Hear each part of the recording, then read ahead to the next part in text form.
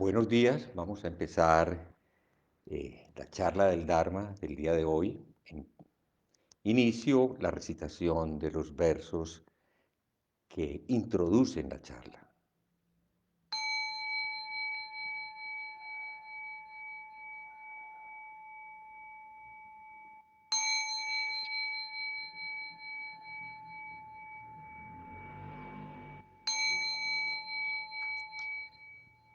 Un Dharma insuperable, penetrante y perfecto.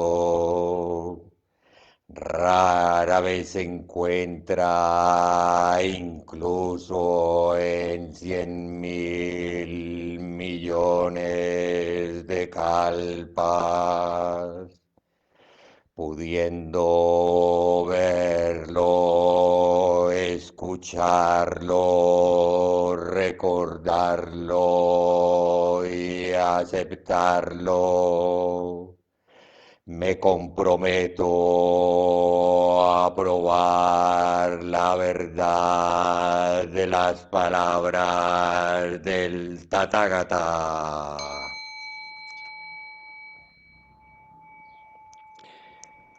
Bueno, feliz día para todas las personas que nos acompañan en este momento.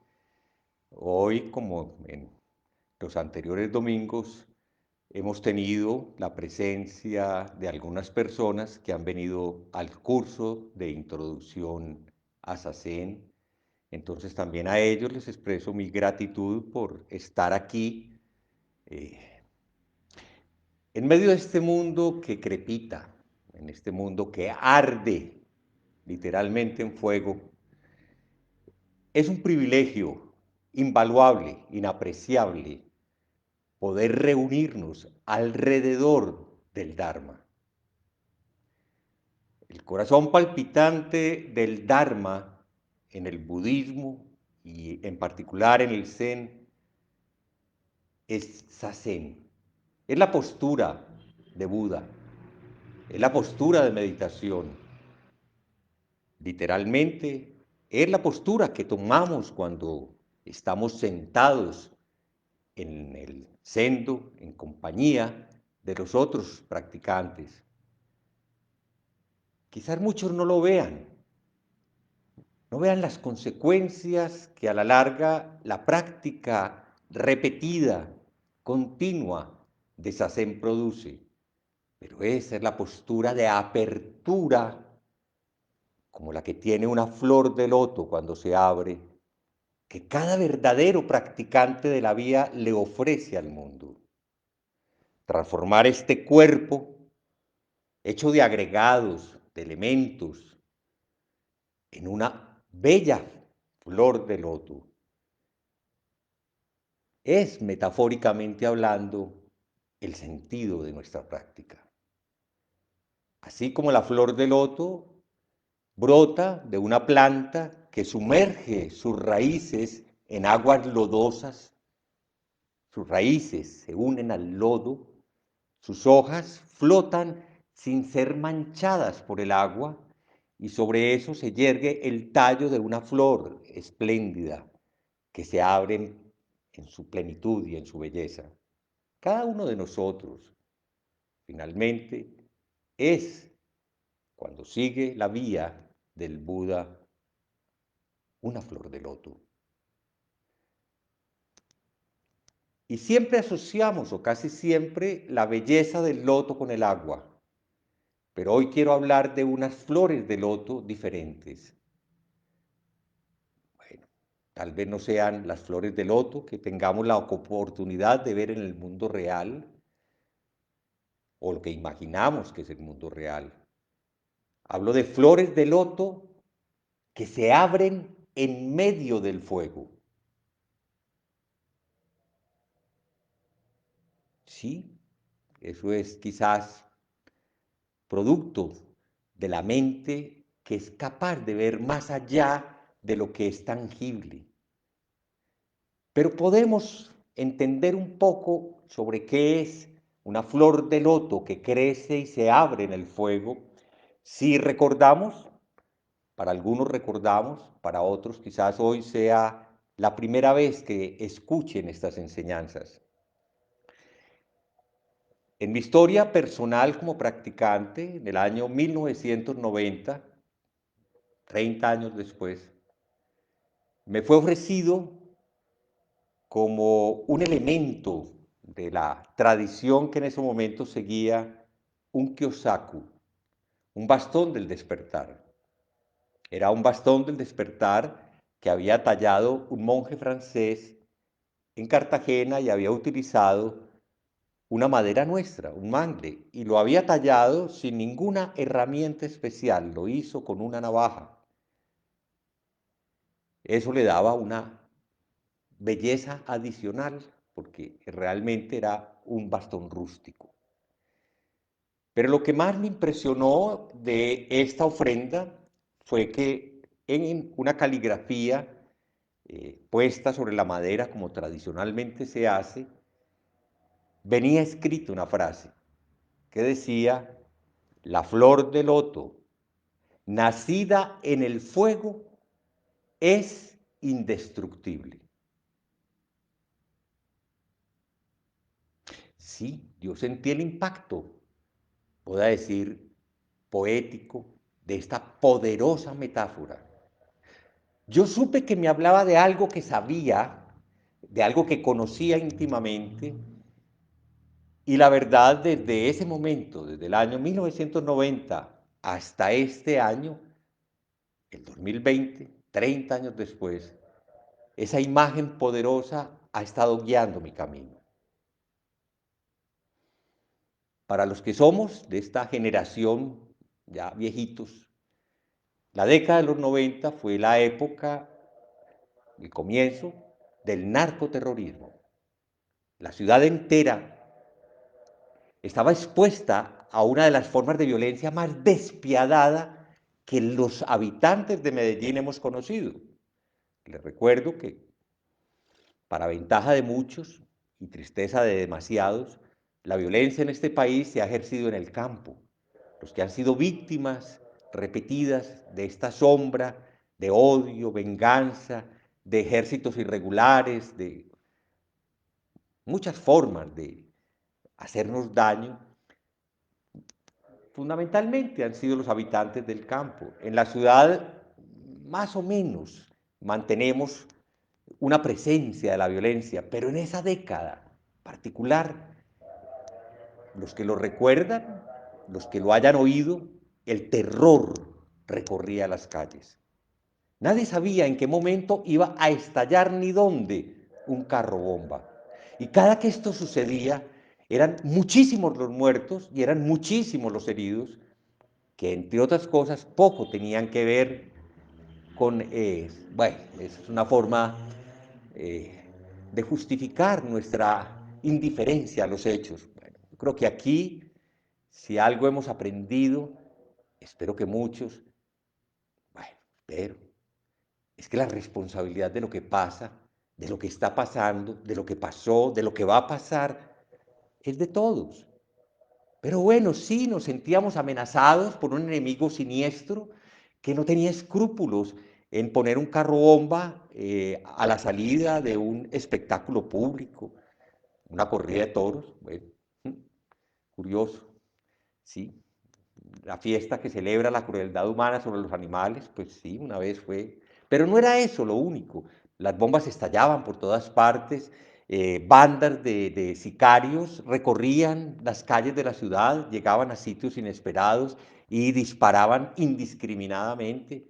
Muy cerca de acá murió un compañero mío que estudiaba medicina, que salió una noche a tomarse una cerveza en una esquina, algo tan inocente, estaba sentado conversando con un amigo, se baja una tropa y brrr, disparan y disparan, matan con razón o sin razón, nunca se sabía, a un grupo de personas, y el miedo recorría en las calles. La pregunta siempre era: ¿quién habrá muerto? ¿Habrá algún conocido? Nosotros, bueno, en esa época los celulares no eran tan habituales, había que llamar por teléfono, pero lo mismo, se congestiona. Era una sensación realmente de vivir en una guerra, no tan atroz, tal vez siempre tenemos cómo comparar. Entonces las imágenes recientes de Siria, de Armenia, donde está ahora este conflicto y de los bombardeos y de cómo se caen los edificios y todas estas cantidades de víctimas inocentes, como siempre, niños, mujeres, ancianos, pues llenan de horror la imagen y dicen, bueno, siquiera nosotros no hemos vivido eso. Pero los que vivimos eso sabíamos el tipo de infierno en que se había convertido nuestra ciudad. Qué curioso empezar a practicar así. Mientras nosotros estábamos en Sacén, los que llegaban, como los que llegan actualmente, buscan tranquilizar la mente, encontrar un camino que les dé claridad interior, eh, bueno, tener una guía espiritual, muchas formas de decir eso que nos atrae a la práctica. Pero cuando hacemos una revisión de lo que nos mueve, de lo que nos trae a una vida como a una vía como la vía budista, siempre descubrimos historias de sufrimiento, de cualquier tipo. Cada uno, en medio de su sinceridad, de su honestidad, dará cuenta, ya sea de la ansiedad que lo mueve, ya sea de las historias que marcaron acontecimientos y que producen oleadas de angustia, de tristeza, de miedo, qué sé yo. Algunos han llegado en situaciones difíciles, bueno, porque tienen problemas de comportamiento, porque tienen problemas de adicciones, de hay tantas formas de hacerse daño y de hacerle daño a los demás.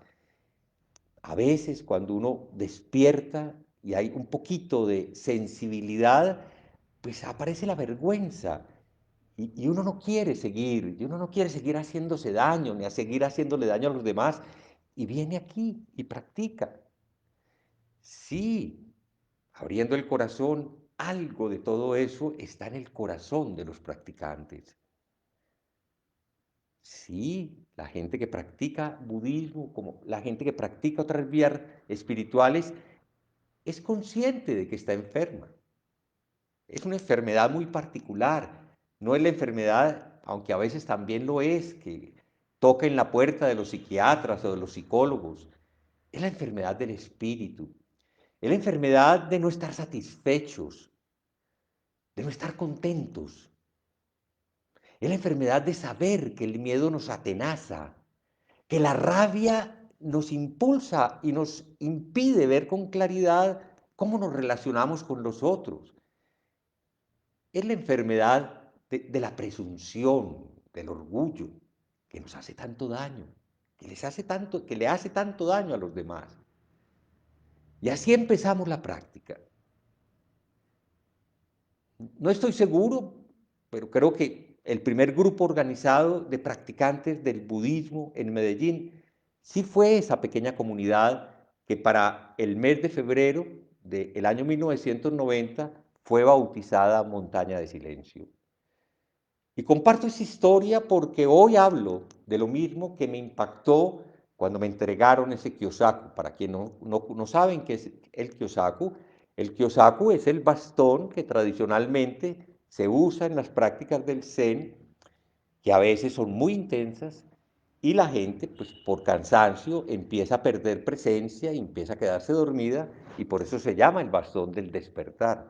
Porque en nuestra tradición, en el Soto Zen, el que está cansado, quedándose dormido, pone las manos en gacho para decirle al que da el kyosaku, necesito ayuda.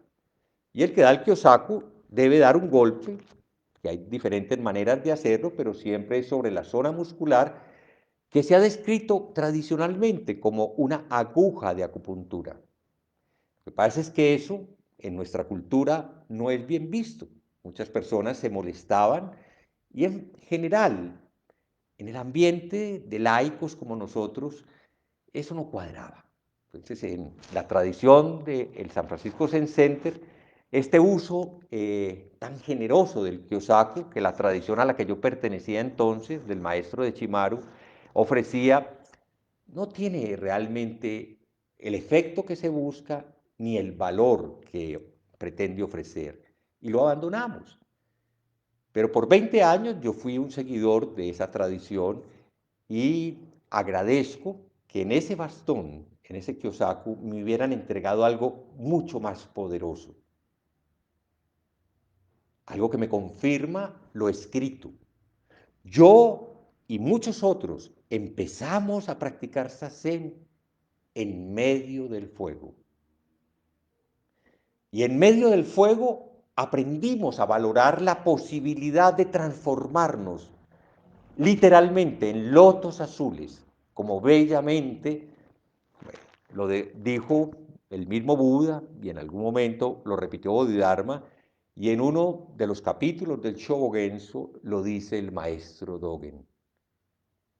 Ku-ge quiere decir flores del vacío. Siempre la forma de expresión del maestro Dogen tiene mucho de poético, algo de misterioso, algo que no se deja agarrar, algo que de alguna manera, lo mismo que las chispas, resplandece ante nuestros ojos y nos invita a ver más allá. Pero esas flores del vacío, que literalmente es todo lo que puede aparecer en el mundo de la ilusión, nos recuerda la esencia de este camino, que el samsara, es decir, lo que tradicionalmente se conoce como el mundo que arde, como el mundo del sufrimiento, donde las llamas no se extinguen, no es diferente del nirvana. Eso es extraño. Este mundo del que queremos huir es el mundo al que queremos llegar. Ahí empiezan a entender probablemente la belleza de nuestra enseñanza, la vía directa del Zen, que dice claramente en el Enso que no hay principio ni final o que el principio es el final. Empezamos en un punto, nos alejamos de él, pero cuando llegamos a la realización, reconocemos que nunca lo habíamos dejado. En la tradición y en la enseñanza del Buda, en los sutras, hay muchas imágenes asociadas al fuego. Una muy poderosa es la imagen de que nuestra cabeza literalmente es como una casa en llamas. Y por distracción y por confusión no nos damos cuenta y perdemos nuestra vida quejándonos de todo lo que sucede sin darnos cuenta de que lo que tenemos que apagar literalmente son las llamas que arden en nuestra cabeza. Bueno, esa es una forma de ver el fuego y está bien. En otra enseñanza propia de la tradición mahayana, hay un libro que todos los seguidores del Mahayana valoramos y apreciamos muchísimo porque está lleno de una profunda poética y metáfora del sentido de la vida. En una de las parábolas, hay parábolas, el Buda enseñó con parábolas. En el Sutra del Loto se habla de que un hombre muy rico, que tiene muchos hijos, un día su casa, una casa vieja, llena de gente y especialmente con sus hijos, se incendia. Y él con gran preocupación piensa en el riesgo que están corriendo sus hijos. Y se acuerda de que su casa, que es muy grande, solo tiene una puerta para salir y es muy pequeña. Entonces se propone rescatar a sus hijos, pero se da cuenta de que sus hijos están muy entretenidos, cada uno jugando con lo que lo entretiene, y que no son para nada conscientes del fuego que puede quemar la casa y quemarlos a ellos.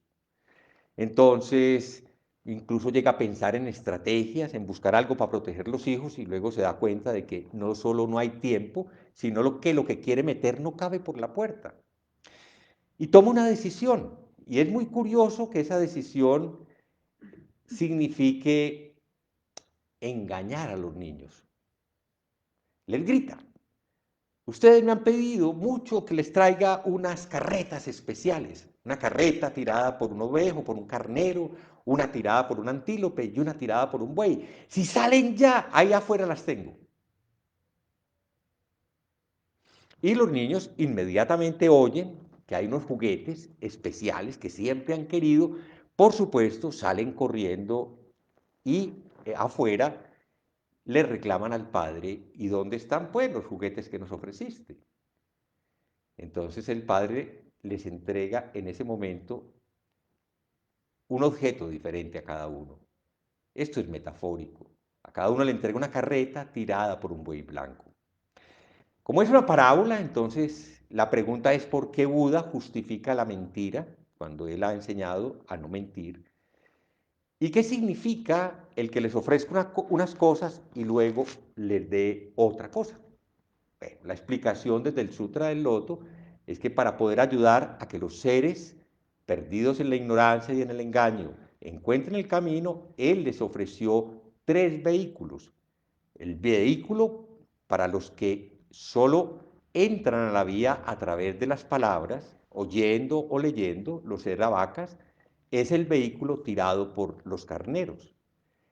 El vehículo tirado por un antílope es el vehículo para aquellos que buscan la realización para sí mismos, para los patriecas.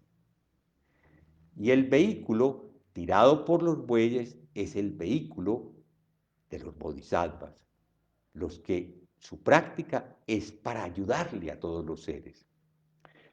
Pero salvados del fuego, pues esos vehículos realmente no son útiles y él les va a entregar el vehículo único, el vehículo del Buda.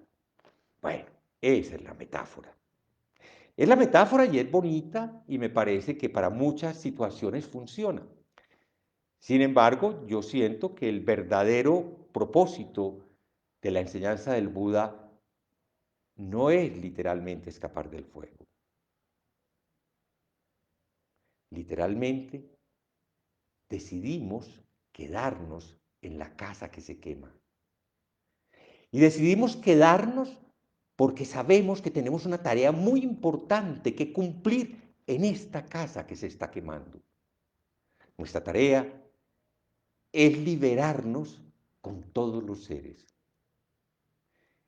Y la opción que nos queda, literal, es convertirnos en lotos azules, en flores de lotos que se abren en medio del fuego. A mí esa metáfora, esa invitación que está implícita en muchas de las enseñanzas de nuestra tradición, personalmente me resulta más convincente, más coherente con la realidad que vivimos. Yo no sé si el mundo se va a acabar. Hablamos de situaciones críticas. Es verdad que el cambio climático, como lo hemos repetido tantas veces y lo escuchamos tantas veces, ya llegó a un punto de no retorno y el daño que se precipita y que va a seguir aumentando posiblemente va a corresponder a mucho de lo que se ha predicho. Muchos investigadores están evaluando lo que está pasando y sí, parece que se nos vienen épocas cada vez más difíciles. Lo he dicho y lo repito, yo creo que lo que hemos aprendido en esta pandemia es poquito para lo que se nos viene, pero si lo aprendimos, a lo mejor lo que se nos viene lo vamos a poder sortear. Y sin embargo, si nos quedamos allí, simplemente, no sé, sacando agua del barco que se hunde o haciendo medidas para evitar el fuego, no resolvemos el asunto. El gran asunto del camino del Dharma sigue vigente. El camino es el camino del despertar.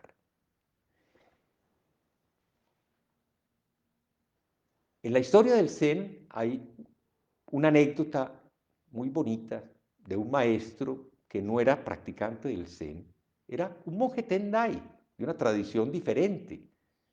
Sin embargo, era un hombre realizado, un hombre profundamente claro, despierto.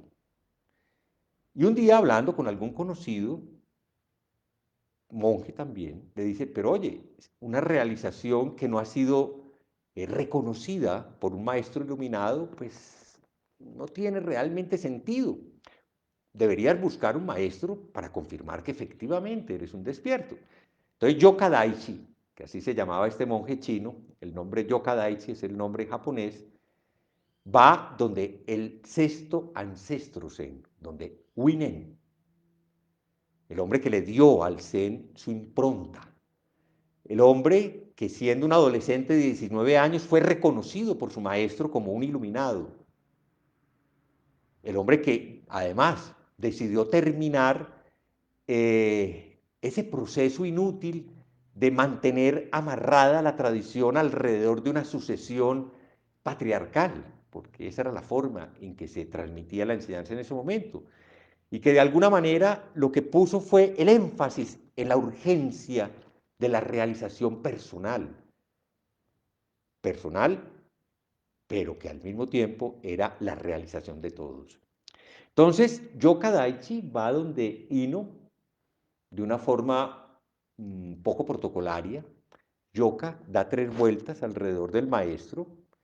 Es una tradición, si ustedes leen el sutra, eso era lo que hacían los monjes en el pasado cuando visitaban al Buda.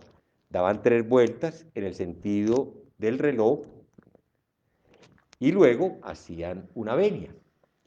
Este hizo lo mismo, en vez de la venia golpeó su bastón de caminante, bastón que trae unas sonajeras, y sonó. El maestro evidentemente vio que era un hombre que tenía una mirada clara y lo confronta y le pregunta pues qué es tanto el afán que tiene. Y él, que es un hombre muy claro, dice, es que el gran asunto es el asunto de la vida-muerte y no hay tiempo que perder. Eno ve claramente que este hombre está ahí y le reconoce sus méritos, lo invita a permanecer por una noche y por eso Yoka Daichi se conoce como el visitante de una sola noche. En el Zen, eso fue lo único que Yoka Daichi hizo. No sabemos más aparte de que nos dejó uno de los poemas más penetrantes de nuestra tradición que se llama el Shodoka. La flor de loto nacida en el fuego es una cita del Shodoka. Quiero compartir con ustedes algunas de las expresiones tradicionales, o tradicionales no propias, pero sí que llegaron a ser tradicionales de nuestra tradición, propias de nuestra tradición. El comienzo del Shodoka nos sitúa exactamente donde hay que estar. Amigo, ¿no lo ves? Este hombre tranquilo que realizó el despertar ha dejado de estudiar y de obrar. Ya no aparta las ilusiones ni busca la verdad. La naturaleza real de nuestra ignorancia no es otra cosa que nuestra naturaleza de Buda. De inmediato, una mente despierta no discrimina. Deja de agarrar los 4 elementos. No trates de retener nada. En la paz de la extinción, bebe y come a tu gusto.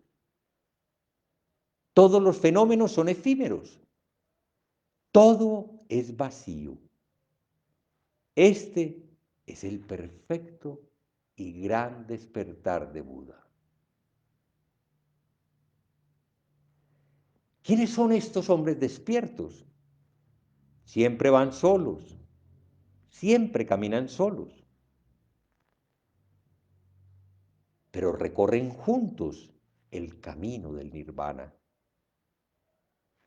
Caminar es zen. Sentarse es zen. Hablar, callarse, moverse, estar inmóvil.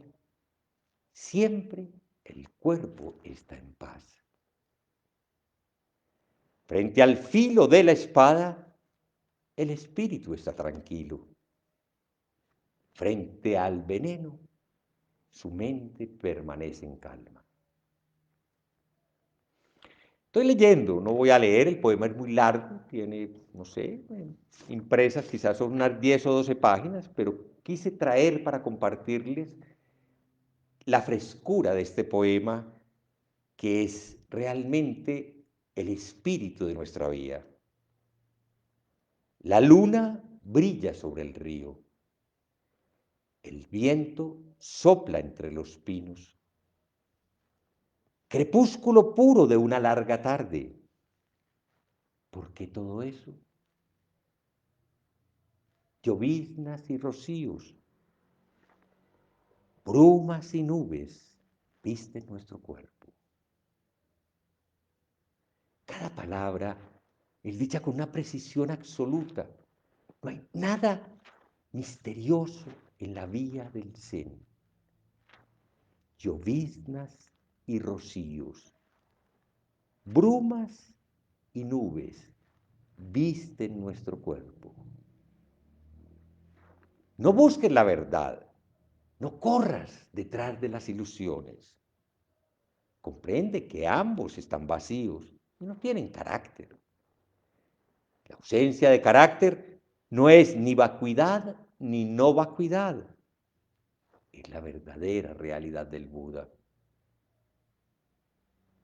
Rechazar lo existente para aferrarse al vacío es todavía un mal, como arrojarse en las llamas para evitar ahogarse. Abandonar la ilusión para atrapar la verdad solo muestra un espíritu con preferencias que conduce a falsas elecciones. Cada frase del Chodoka es contundente. El maestro Kodo Sawaki decía que era tal vez uno de los únicos libros que toda su vida había cargado y que siempre que necesitaba refrescar su práctica sacaba para leerlo. Bueno, creo que se lo sabía de memoria realmente. El gran hombre empuña la espada de la sabiduría, la de punta de prajna y llama diamantina. Destroza no solo el espíritu herético, reduce a nada las audacias de Mara.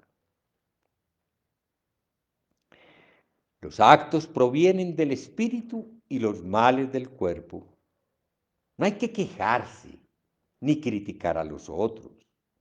Para no atraer un karma de sufrimientos continuos, no denigres de la enseñanza de la verdadera ley del Buda. Por largos años acumulé conocimientos. Estudié los comentarios e interrogué los sutras. Analicé las palabras y los signos sin descanso. Me agoté en vano contando granos de arena en el fondo del mar. Los regaños del Buda fueron severos. ¿De qué sirve contar los tesoros de otros? Me extravié en caminos sin salida y sufrí la vanidad de mis esfuerzos. Tantos años perdidos vagabundeando para nada en las polvaredas del mundo. El poder del saber y de la vista permite practicar el zen en el mundo de los deseos. Para esto sirve estudiar, sí. Pero el loto que crece en el fuego es indestructible.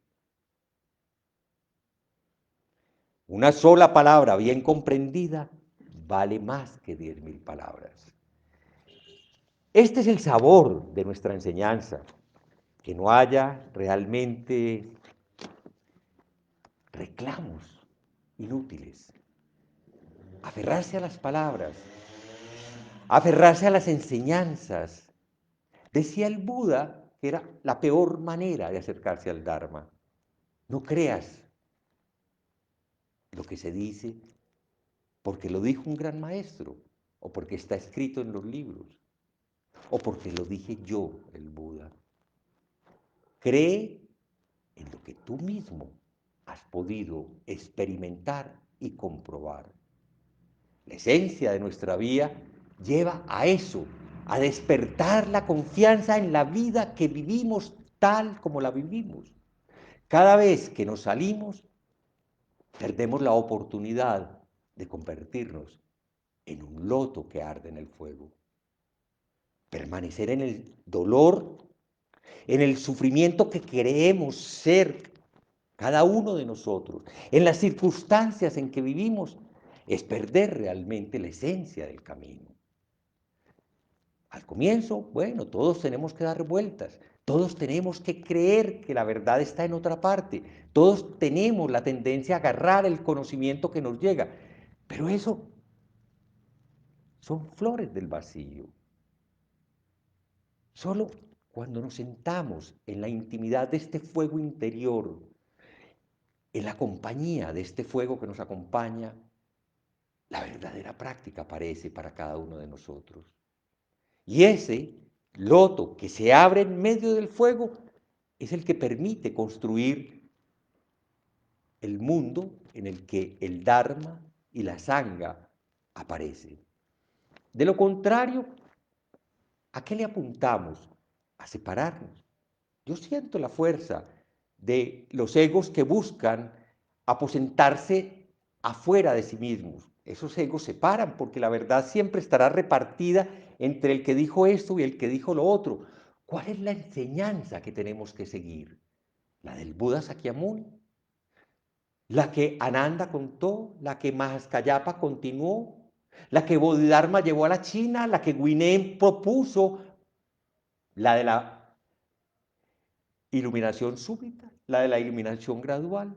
¿La de las 5 casas del Zen? ¿La del Rinzai? ¿La del Soto? ¿La de Dogen? ¿Cuál es la verdad que tenemos que seguir?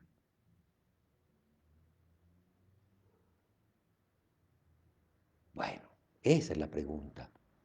Si en vez de estar perdidos persiguiendo flores del vacío, ardemos tranquilamente en el corazón de cada uno, la verdad será contundente. Bueno, con esto doy realmente por terminada esta charla. No puede ni debe continuar más allá de lo que el sabor del Chodoka trae. Si soy más breve que nunca, me siento feliz. Tantas palabras no producen sino más afán de agarrar cosas que no son ciertas. Cada uno en este momento tiene la oportunidad de abrirse en medio del fuego. Por favor, confíen en este cuerpo, siéntense en Sazen, permítanse ser ustedes mismos. Este ha sido siempre el camino enseñado por todos los Budas. Muchas gracias. Si hay alguna pregunta o comentario, estoy al frente del computador. Hoy no tengo la ayuda de Antonio, pero puedo leer los comentarios o las preguntas que tengan. Sí, más adelante, pregunta Jorge Urrea por el Chodoka. En la página de Montaña de Silencio está publicado en la parte de recursos, allá lo encuentran, el mismo que acabo de leer. Si alguien tiene alguna pregunta, entonces voy a estar aquí atento para responderla. Y de las personas que están acá, también podemos ir hablando porque hay una diferencia de tiempo que nos da para que ellos pregunten lo que ustedes quieran. Incluso no sobre la charla, sino sobre la experiencia de la práctica.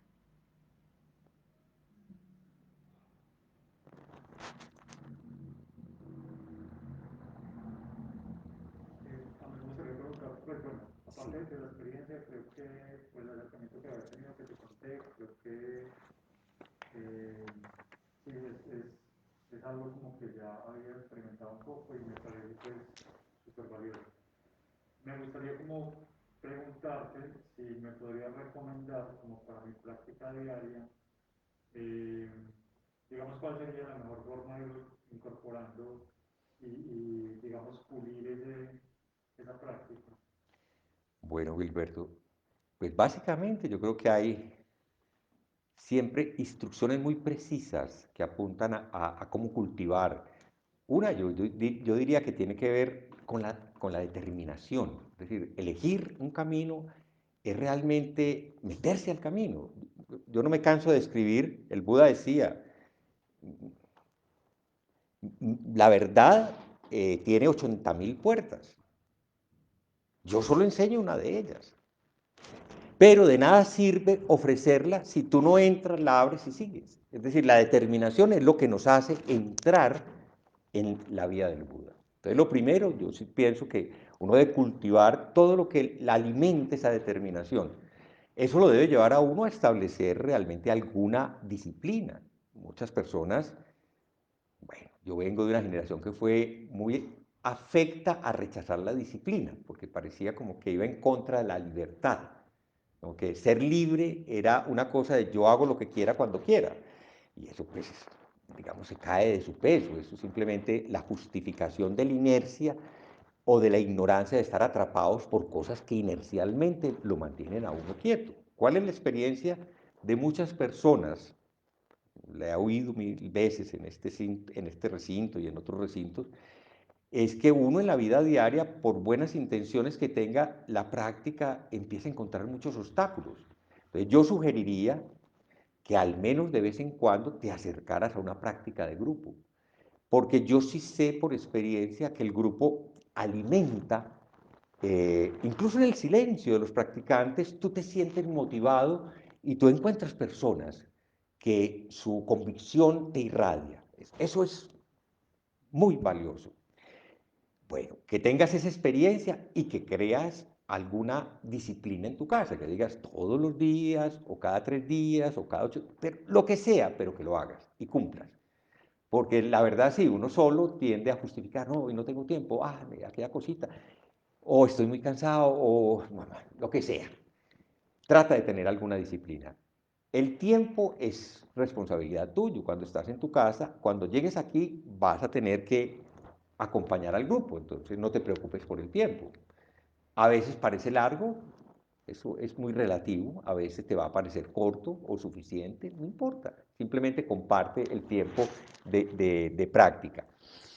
Tú me preguntabas ahora por algo, yo sí siento, a pesar de la contundencia de Yoka Daichi, de que para las personas que inician la práctica, como para él, fue muy importante estudiar. Tú ahorita me preguntabas por una lectura preciosa, el Dhammapada es uno de los sutras con una visión ética más contundente y yo diría que a muchos de nosotros nos ayuda a cuidar nuestra vida diaria, porque nos desafía. Te vas a dar cuenta de que ya lo has leído desde el punto de vista de la ligereza con que nos comportamos hoy en día, muchas de las recomendaciones del Dhammapada como que lo ponen a uno en contradicción. Bueno, hay una advertencia que hacer. El budismo no habla de pecados. Cuando hablamos de preceptos, y especialmente para los laicos, hablamos de reflexiones que orientan la vida. Entonces, lee el Dhammapada con tranquilidad, pues como algo que te está desafiando, no más. Eso te va a dar realmente motivación para la práctica. Y aparte de eso, hay otras lecturas. Ahorita Andrés tomó un libro, no sé si alcanzaste a ojearlo, de vivir en el presente, y hay otros libros que a mí particularmente en su momento me estimularon muchísimo para buscar la práctica y para mantener la práctica. Entonces yo creo que sí, que hay que estudiar.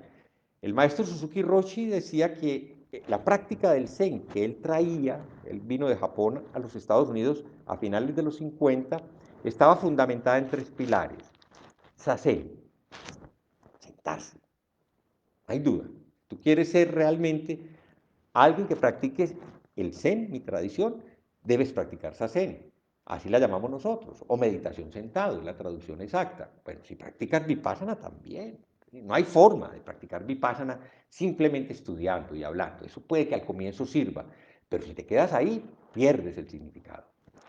Pero los otros 2 pilares son estudiar. Y es bueno, pues, tener un ambiente de estudio que alimente, porque hay mucha literatura sobre el budismo que lo pone a uno a dar vueltas, pero hay literatura que te pone, que te lleva al corazón de la práctica.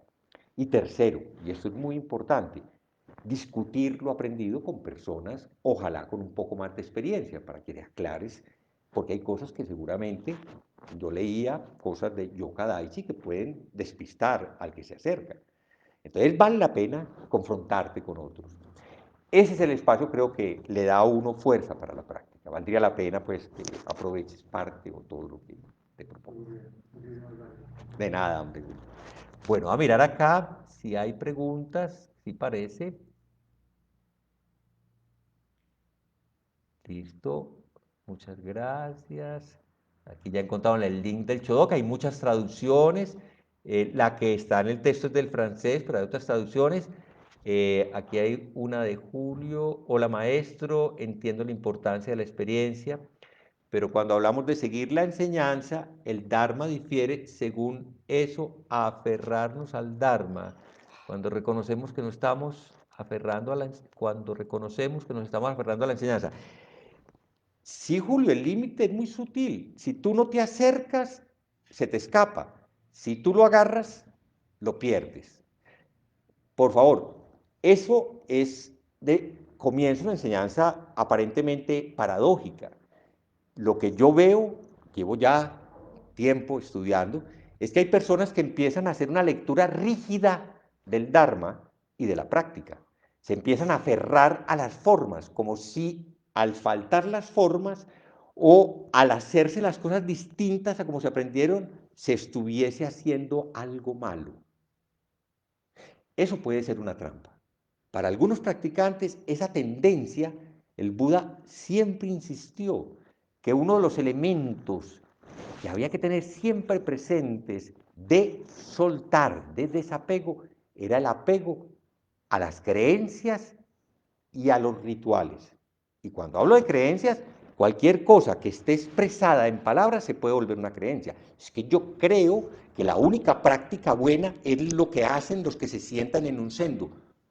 Sí, yo no sé. Para mí sí.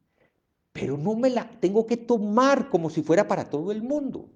Lo dogmático, lo que hace que una enseñanza se vuelva rígida, es cuando tú la formulas de una manera que anula la experiencia de los demás. No, la esencia de nuestra práctica es que tú, a través de unas formas, descubras realmente la forma que te corresponde a ti. Eso sí es todo un desafío. Es decir, sí, vienes al sendo y respetas unas formas que realizamos comunes, pero esas formas se te ofrecen para que tú te abras a tu propia realización. Ese es el desafío. Bueno, de nada, hombre Julio. Una forma sanadora de empezar el domingo. Bueno, espero que sí, Claudia. ¿Alguna otra pregunta? Laura, Andrés. Sí, por el momento quedó Ok, muy claro. ok. Bueno, si la audiencia tiene alguna inquietud, la verdad, no digo que las buenas enseñanzas, porque eso sería vanidad, pero el recordar ciertas esencias de la enseñanza universal, pues, no quiero comparar la enseñanza del Buda con otras formas de enseñanza. La enseñanza del Buda es una enseñanza sin creencias. No hay que creer en nada, pero hay que desarrollar una gran fe en la realidad que cada uno expresa en sí mismo. Cada uno ya existe. Y en nuestra tradición se dice, y cada uno es perfecto tal como es. Ayer leí una frase que repitió el maestro Suzuki Roshi un par de ocasiones. Esa frase es cierta, la han repetido muchos maestros de nuestra tradición. Y él le añadía para que no hubiera equívocos, pero se puede mejorar un poquito cada vez. Ok, eso es nuestra práctica. Darnos cuenta de que podemos equivocarnos aún sabiendo que nuestra naturaleza es perfecta tal como es, parte de nuestra perfección es la capacidad de seguir equivocándonos. Qué bonito que aceptemos el error como algo inherente al proceso de la vida. Y sí, podemos reconocer el error, darnos cuenta y soltar. Esa es la esencia de la práctica. Bueno, no veo realmente más preguntas. No sé, voy a devolverme un poco que no se me haya pasado a alguien. La pregunta de alguien. No, parece que no. Ya estos son los saludos del comienzo. Un saludo, pues sí, que correspondo a todos los que me están escuchando. Me alegra muchísimo verlos a cada uno, a Esteban, a Carlos, a Diana, a Humberto, bueno, y muchos, que sus nombres, por supuesto, no puedo ver acá. Bueno, no, entonces voy a tomar la decisión de terminar, voy a recitar, normalmente al final de las charlas hacemos la recitación de unos versos, entonces voy a proceder.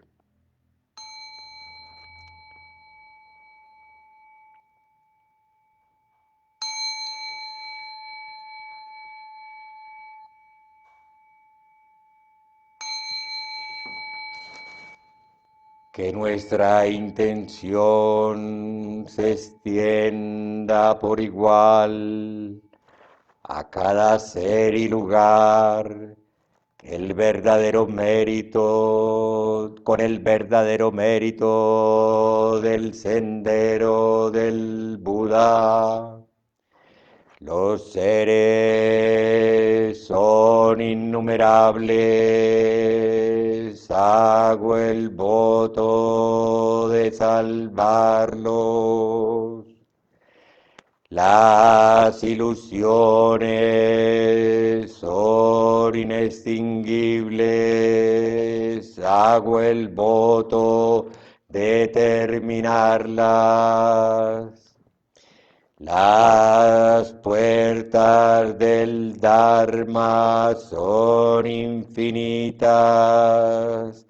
Hago el voto de atravesarlas. El camino del Buda es inmejorable. Hago el voto de realizarlo. Bueno, muchas gracias por la compañía, que tengan un feliz resto de domingo.